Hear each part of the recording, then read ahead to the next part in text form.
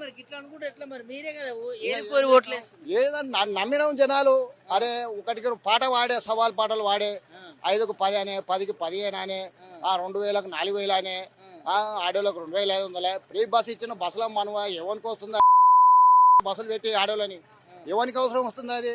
ఇప్పుడు అవసరానికి వాడేది రైతులకు యూరియా గజ్జేయి. నువ్వు ఏం చేస్తున్నావు? ఏమి ఇచ్చినావు? నువ్వు నీళ్లు చేయి, రైతులకు కరెంటు చేయి, రైతు బంధు పెంచు మంచిగా నెల టైంకి ఏమి ఇస్తున్నావు? ఏంది అది?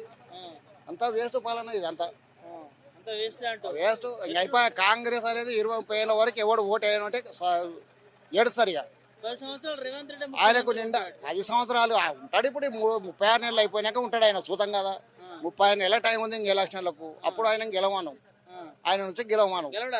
ఆయన గెలిస్తే నేను పక్క మిషన్ తీసుకుంటా, లేకపోతే బట్ట ఇచ్చి తిరుగుతా.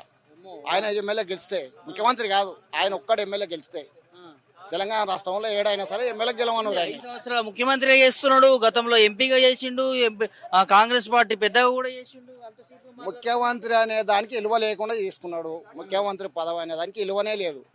ఒక చిన్న వార్డు నెంబర్ కానీ ఇల్లు ఉంటుంది, ఆయనకి అంత విలువ లేకుండా అయిపోయింది. ఏం లాభం అది? ఏంది? ఇవాళ ప్రతి ఒక్క 195 మందిలా తిట్టినోడు కానీ తిట్టినోడే ఇవ్వలేడు. ఒక్కనే కాదు, గోసిల గుట్టం కానీ తెలంగాణ రాష్ట్రంలో 4 కోట్ల మంది ఒక చిన్న బిందువు అట్లా 4 90 మంది తిడతారు. ఎందుకు తిట్టించుకోవాలి? ఎందుకు చేయాలి?